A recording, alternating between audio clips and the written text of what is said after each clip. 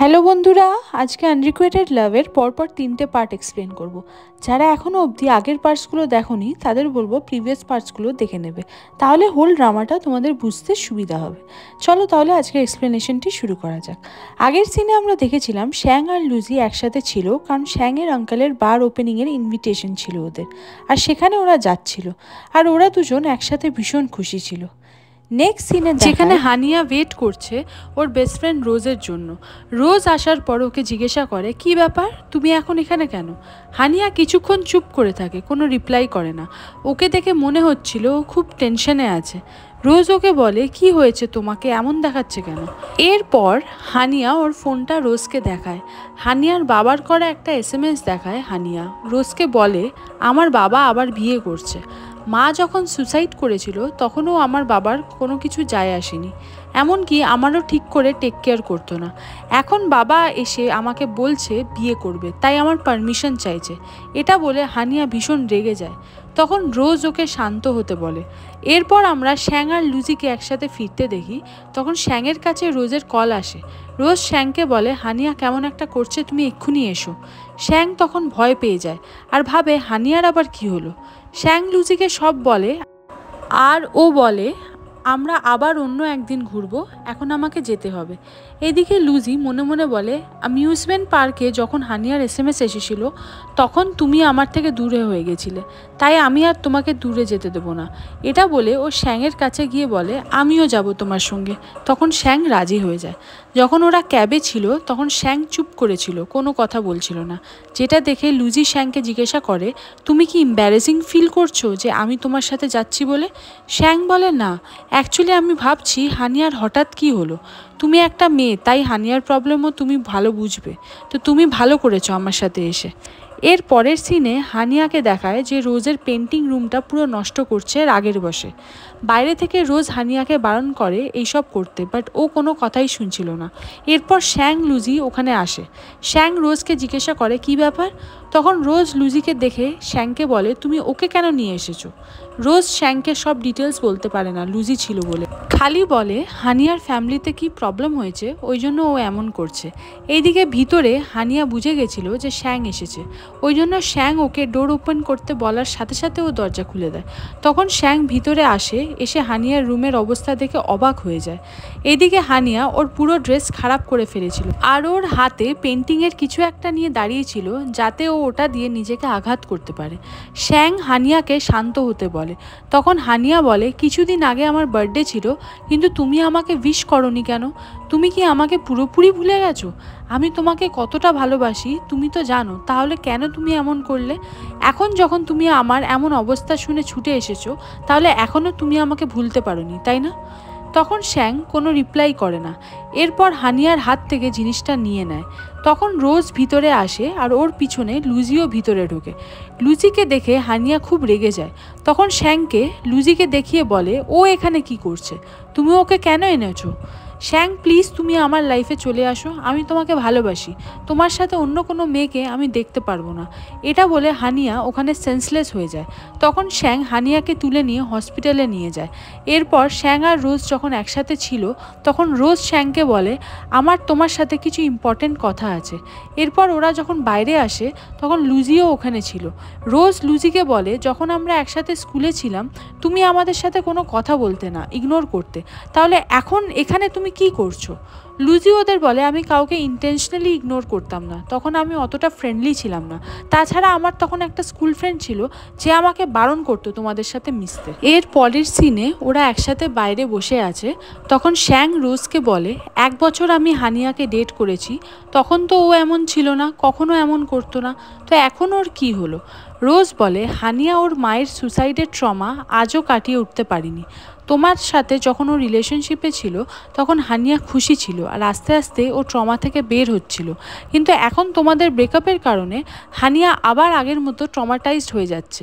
এইগুলো শুনে শ্যাং অবাক হয়ে যায়, আর লুজিরও হানিয়ার জন্য খারাপ ফিল হতে থাকে। এইদিকে হানিয়া ঘুম থেকে জেগে গেছে। এরপর ওর একটা সেলফি ক্লিক করে ওর বাবাকে পাঠিয়ে বলে, আমাকে নিতে এসো। এরপর হানিয়ার ওর স্কুল লাইফের কথা মনে পড়ে, যেখানে ওর মায়ের সুসাইডের কারণে সবাই ওর মজা ওড়াতো। তখন ওখানে লুজির ফ্রেন্ড এসে ওকে বলেছিল, আমার মাও ডিপ্রেশনে সুসাইড করে নিয়েছিল, তাই আমি তোমার কষ্টটা ভালো বুঝতে পারছি, তুমি তোমার ফিলিংস চেপে না রেখে শেয়ার করতে পারো। হানিয়া তখন মেয়েটার ওপর রেগে যায় আর বলে, তোমরা সবাই আমাকে পাগল ভাবছো? আমি পাগল নই। মেয়েটা হানিয়াকে বলে, আমি এটা মিন করিনি। কিন্তু হানিয়া খুব রেগে গেছিলো, ওই জন্য ও জোরে জোরে ওর হাত ডাস্টবিনের ওপর মারছিল। এটা দেখে মেয়েটা ওখান থেকে চলে যায়। এরপর ওখানে রোজ এসেছিল আর ওকে বলেছিল, তোমার লেগে যাবে, এমন করো না। তখন হানিয়া রোজকে বলে, তুমি কি আমাকে পাগল ভাবো? রোজ বলে, আমি কেন এমনটা ভাবতে যাবো তোমাকে? তখন হানিয়া বলে, তুমি আমাকে কখনো ছেড়ে যাবে না তো? রোজ ওকে বলে, না, যাব না। এরপর রোজ হানিয়াকে নিয়ে মেডিকেল রুমে চলে যায়, কারণ হানিয়া ওর হাতে চোট পেয়েছিল। এরপর প্রেজেন্ট সিনে দেখি যেখানে রোজ শ্যাংকে রিকোয়েস্ট করে, প্লিজ তুমি হানিয়ার সাথে আরেকবার রিলেশনশিপে আসো, কারণ এখন ওর তোমাকে সব থেকে বেশি প্রয়োজন। শ্যাং লুজির দিকে তাকায়, তখন লুজি বলে, আমি এখন আসছি, বলে ও চলে যাচ্ছিল।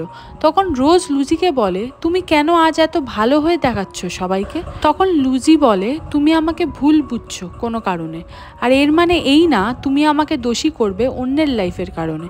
সবার লাইফেই প্রবলেমস আছে, তাই আমাদেরও নিজের প্রবলেমস আর নিজের দুঃখকে ম্যানেজ করতে জানা উচিত। এই বলে লুজি চলে যায়। যখন ও হেঁটে যাচ্ছিল তখন ওর মনে হলো ও আরও একবার শ্যাংকে হারিয়ে ফেললো। তখন লুজির কাছে বালির কল আসে। বালি ওকে জিজ্ঞাসা করে, কি খবর, তোমাদের ডেট কেমন চলছে? বাট যখন লুজি বালিকে বলে, আমি এখন একা আছি, তখন বালি ভাবে, কি হলো ব্যাপারটা, নিশ্চয়ই কিছু একটা হয়েছে আবার। এইদিকে শ্যাং যে হানিয়ার রুমে বসে আছে, তখন হানিয়া শ্যাংকে বলে, প্লিজ আমাকে ছেড়ে যেও না। শ্যাং তখন লুজির বলা কথাটা হানিয়াকে বলে যে সবার লাইফে প্রবলেমস থাকে, বাট সেগুলো নিজেদেরকেই ঠিক করতে হয়। তখন হানিয়া শ্যাংকে বলে, এটা তোমাকে লুজি বলেছে তাই না? কারণ আগে কখনো তুমি এমন করে কথা বলতে না। শ্যাং বলে, না, লুজির কথায় না, তবে যখন আমি তোমার সাথে রিলেশনশিপে ছিলাম তখন আমাকে খুব টাফ হয়ে থাকতে হতো, বাট লুজির সাথে আমি ফিল করি যে ওটাই যেন আমি। শ্যাং আরও বলে যে তোমার এই অবস্থা দেখে আমার সত্যি ভীষণ খারাপ লাগছে, বাট আমি কথা দিচ্ছি তোমার পাশে সবসময় আমি থাকবো যখনই তোমার আমাকে প্রয়োজন হবে, কিন্তু প্লিজ আমাকে রিলেশনশিপে আর যেতে বলো না। এটা শুনে হানিয়া চুপ করে শুয়ে থাকে, আর কোনো কথা বলে না। এর পরের সিনে লুজিকে দেখি যে বালিকে কলে সব ঘটনা বলে দেয়। ফোন রাখার পর যখন লুজির চোখের জল মুছছিল তখন শ্যাং চলে আসে আর বলে, তুমি ঠিক আছো? বাট লুজি ওর মুখ দেখাতে চাইছিল না শ্যাংকে, ওই জন্য ও চলে যেতে থাকে। এইদিকে রোজ হানিয়ার কাছে আসে খাবার নিয়ে এবং জিজ্ঞাসা করে, শ্যাং কোথায়? হানিয়া বলে, লুজির কাছে গেছে, এখন নতুন কাউকে পেয়েছে, ওই জন্য পুরনো জনকে ভুলে গেছে।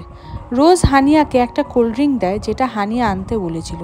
কোল্ড ড্রিঙ্কের বটলটা হাতে নিয়ে হানিয়া রোজকে বলে, তোমাকে আগে কখনো বলিনি যে এই কোল্ড ড্রিঙ্কটা আমার কেন এত পছন্দ। এরপর হানিয়া পাস্টের কিছু ঘটনা বলে, যে যখন আমি স্কুলে মাঝে মাঝে অসুস্থ হয়ে পড়তাম ডিপ্রেশনের কারণে, একদিন আমি যখন স্কুলের মেডিকেল রুমে ছিলাম তখন শ্যাং ওর একটা ফ্রেন্ডকে নিয়ে আসে। শ্যাংয়ের ফ্রেন্ডটা ভীষণ চিৎকার করছিল আর শ্যাংয়ের সাথেও ভীষণ জোরে জোরে কথা বলছিল, কারণ ওর পায়ে ভীষণ লেগেছিল।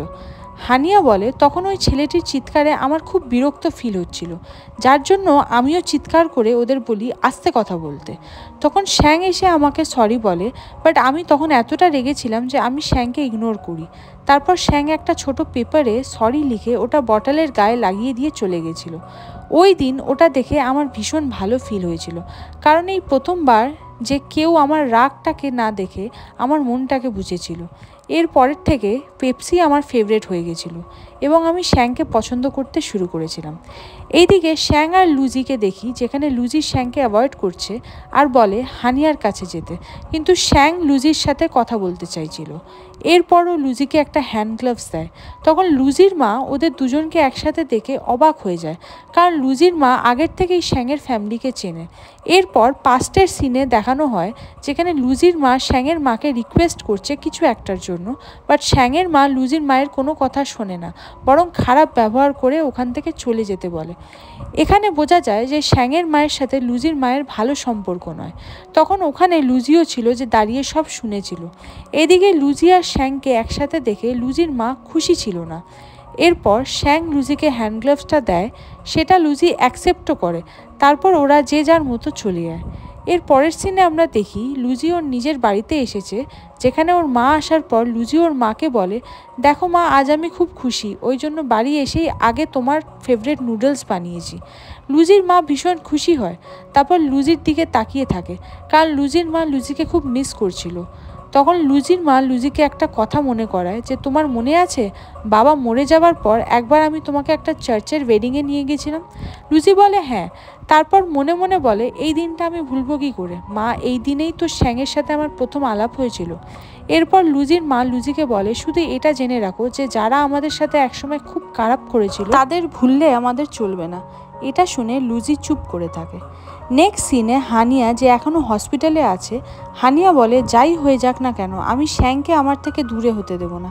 মানে হানিয়া এখনও শ্যাংকে ভুলতে পারছে না, ওই জন্য ও হার মানতে চাইছে না।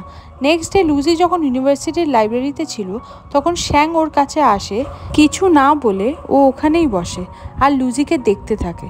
লুজি যখন খেয়াল করে তখন বলে, আমার দিকে না তাকিয়ে নিজের স্টাডিজে ফোকাস করো। এরপর ওরা একসাথে যখন ক্যান্টিনে আসে, তখন লুজি বালিকে দেখে। বালিকে খুব উদাস দেখাচ্ছিল। লুজি বালিকে ডাকে, তখন বালি লুজিকে শ্যাংয়ের সাথে দেখে ভীষণ খুশি হয়ে যায়। ওরা একসাথে একটা টেবিলে বসে, তখন ওখানে চ্যাংমিং চলে আসে। এরপর হঠাৎ শ্যাংয়ের কাছে হানিয়ার কল আসে, কিন্তু শ্যাং তুলছিল না। তখন জ্যাংমিং ওকে বলে, দেখি কে কল করেছে। যখন দেখে হানিয়া কল করেছে, তখন জ্যাংমিংও চুপ হয়ে যায়। এদিকে শ্যাং ফোন না তোলায় হানিয়া ওখানে চলে আসে। হানিয়া জ্যাংমিংকে বলে, প্লিজ সরে যাও, আমি এখানে বসবো। জ্যাংমিং উঠে গেলে তখন হানিয়া শ্যাংয়ের পাশে বসে পড়ে। তখন লুজি বালিকে বলে, চলো আমরা অন্য কোথাও গিয়ে বসি। তখন হানিয়া লুজিকে বলে, আমি যে কথাগুলো বলবো সেগুলো শ্যাংয়ের ফিউচার নিয়ে, আই থিঙ্ক তুমিও জানতে চাইবে সেগুলো কি। এরপর লুজি বসে পড়ে আর বলে, বলো কি বলবে। হানিয়া তখন একটা ক্যাপিটাল ইনভেস্টমেন্ট কম্পিটিশনের ব্যাপারে বলে, যেখানে অনেক বড় বড় কোম্পানি ইনভেস্ট করবে। যেই এই কম্পিটিশনে জিতবে সে তার আইডিয়াকে কাউকে সেল না করে নিজের বিজনেস স্টার্ট করতে পারবে। এই জন্য হানিয়া ওই কম্পিটিশনের একটা ফর্ম নিয়ে এসেছে আর শ্যাংকে বলছে, তুমি যদি এই কম্পিটিশনে পার্টিসিপেট করো তো আমার পুরো বিশ্বাস আছে যে তুমি এই কম্পিটিশনে জিতবে। এরপর লুজিও বলে, আমি শুনেছি এই কম্পিটিশনের ব্যাপারে, তো এটা ভালো একটা জিনিস যদি শ্যাং এতে পার্টিসিপেট করে। এদিকে শ্যাংও বলে, হ্যাঁ আমিও জানি এই ব্যাপারে, আমাকে অনেক দিন আগেই আমাদের ক্লাস টিচার জানিয়েছিল, আর আমিও ভেবে রেখেছি এই কম্পিটিশনে পার্টিসিপেট করব বলে। এখানে লুজি আর শ্যাং কিছুক্ষণ এই ব্যাপারে ডিসকাস করতে থাকে, যেগুলো কোনো কিছুই হানিয়ার মাথায় ঢুকছিল না, কারণ ও ভেবেছিল কেউ এই কম্পিটিশনের ব্যাপারে জানে না। কিন্তু এদিকে শ্যাং ও লুজি এই ব্যাপারে আগের থেকেই জানে।